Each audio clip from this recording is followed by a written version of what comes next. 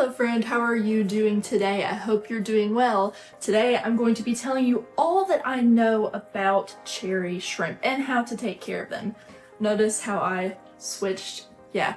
So if you have been with me for a while, then you know that I have not done that before, and this is a new thing. So I'm starting to sprinkle in some B camera. I have an A camera and then I have a B camera. I'm gonna start sprinkling that in there to hopefully make the videos more visually interesting. So without further ado, I'm going to hop into a whole list here that I have made of things that I've learned about cherry shrimp. There are a lot of different shrimp that you can keep with your betta fish in the tank. Lots of people love to keep shrimp in the tank. One little disclaimer, sometimes your betta will hunt and eat the shrimp. And there's no particular way to know whether your betta will eat the shrimp or not until you just get a couple shrimp and see. So if you're wanting to keep shrimp in with your betta, I highly recommend that first of all you get cherry shrimp. They seem to be the easiest. A lot of hobbyists highly recommend them over other types of shrimp such as ghost shrimp and all the above. The best way that you can give them a head start as far as survival goes is to make sure your tank has lots of hiding places for shrimp. Bushy plants that shrimp can hide in, driftwood that shrimp can hide under, rocks that shrimp can hide under. A combination of rocks, driftwood, and then some smaller bushier plants is really going to help you when it comes to keeping shrimp alive in your betta tank. If you see the tank behind me, this is Edwin's tank, and I do keep cherry shrimp in here. I started out with 4 and now I have who knows how many. There have been at least 3 generations of shrimp, and I've currently had a new one. And Edwin will chase them if he sees them, but he hardly ever sees them. So with that said, let's go ahead and hop into all that I have learned so far about keeping cherry shrimp so that hopefully you can do the same. Number 1, I briefly mentioned earlier, cherry shrimp are a really good beginner shrimp. None of the shrimp that I know of are very hard to keep, but cherry shrimp just seem to be a beginner favorite. Everyone loves them, they're easy to see, fun to watch. Ghost shrimp tend to blend in more, not necessarily more for the betta. I've had people think that ghost shrimp, because they're clear, they kind of blend in more, so betta might not be able to see them. Bettas are master hunters, okay? So it doesn't matter. If you get ghost shrimp and the betta is a hunter, they're gonna die too. So it really doesn't matter as far as coloration goes. Tip number 2, as far as actually getting them, there are a few different ways you could go about it. Number 1, you could order online. That's going to give you the widest variety. Online shops, online storefronts. You can find a lot of them available online. You can order some through Amazon. You can order some through independent breeders and sellers. The list goes on and on. You can also check your local groups like Facebook Marketplace.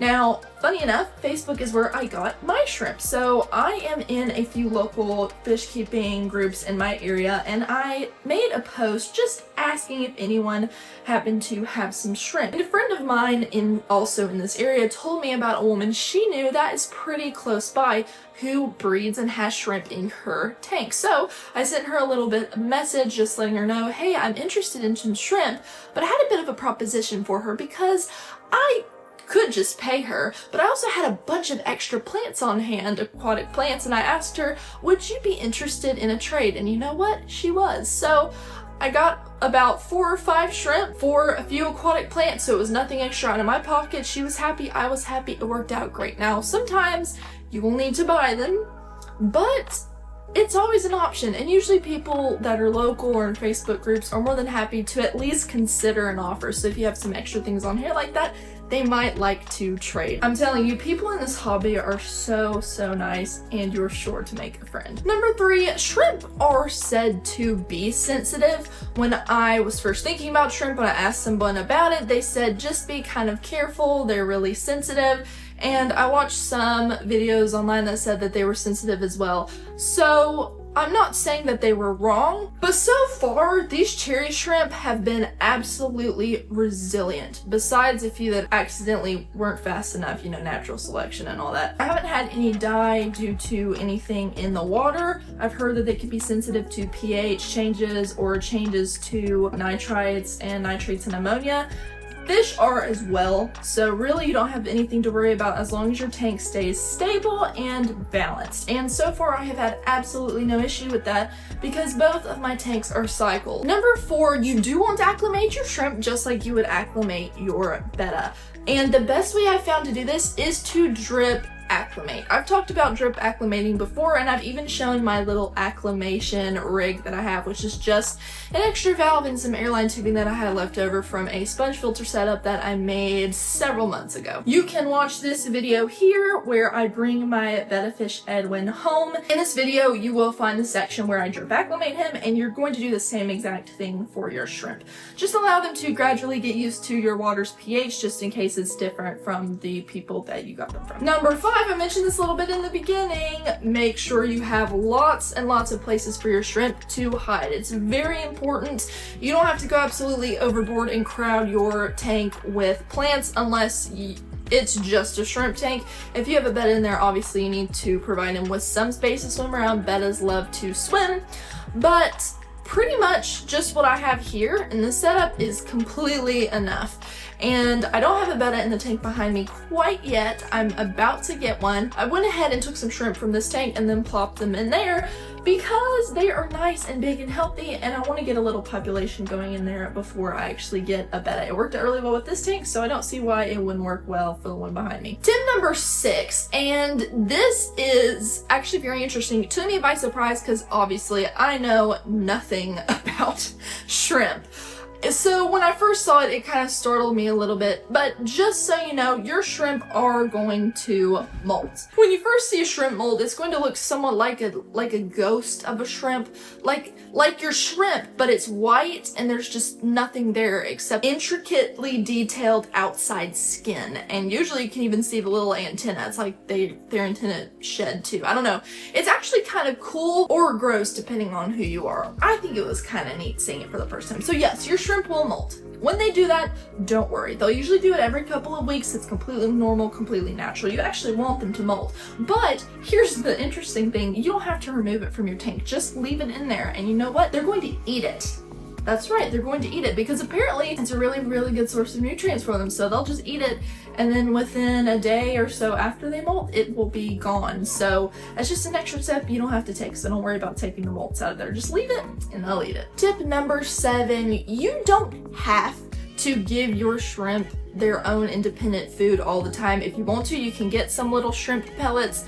But for the most part, mine have just been eating all of the decaying natural fibers and things that come off of the plants and the wood. Now, if you're someone who doesn't have a bunch of natural botanicals or materials in your tank, then you will want to get some shrimp food because the shrimp do need extra nutrients if you don't have a really, really natural tank like mine. There are some different types of food that you can get online. I haven't actually bought any. The woman that gave me the shrimp gave me some pellets of her food that she feeds hers, and they seem to really like it. But a little bit of a tip, if you don't want your betta to eat it, because trust me, if your betta sees extra food and pellets, he will try to eat it. What you want to do is find a spot in your tank where the shrimp would be, like maybe under a nice bushy plant or somewhere you can just kind of drop it down in there discreetly without your betta seeing. For example, there's a nice little patch in between the wood and rocks here, and I just drop when my bed is not looking. So I'll distract him by waving my fingers up here, and then I'll take a pellet and then I just drop it back there and it floats down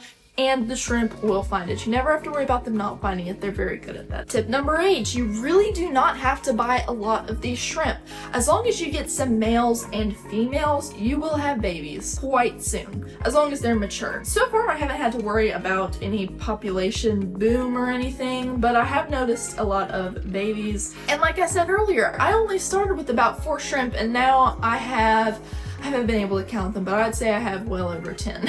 So as long as you get some males and some females in with the shrimp that you get, you will be good to go. Last but not least, cherry shrimp love the same conditions that your betta fish does. They love the warm water, they love the same food, they love the same decor and plants and everything. So as long as you have a nice, good, natural betta tank setup, then cherry shrimp are going to do wonderfully in your tank. I hope that these tips helped you and made you feel more confident about getting cherry shrimp in your tank.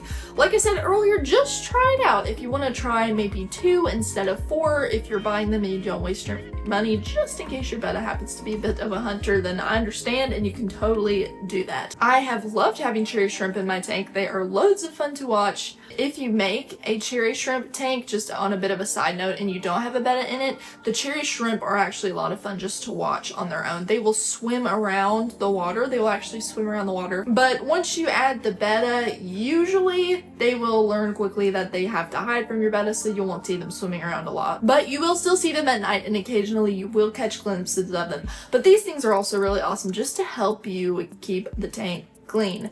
It's a very nice, really the only thing I have to do during maintenance is siphon up their poop, which I don't think I mentioned earlier, but they do poop a lot, okay? If you have natural driftwood, rocks, all that stuff, especially driftwood and things that break down, they're gonna eat all day and they're gonna poop all day.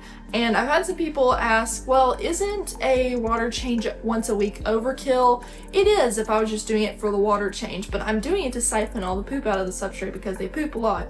By the end of the week, this substrate looks so dark, like already you can see it, and it's kind of funny because you can see piles under the rocks where they hide and they poop more there. So it's just like piles all over the tank, and so I just have to get it out with my siphon. But really the only thing I have to do when I clean my tank is kind of scrape off the glass because I get some biofilm buildup and it makes the tank look a little cloudy, and then I just siphon their waste out of the tank.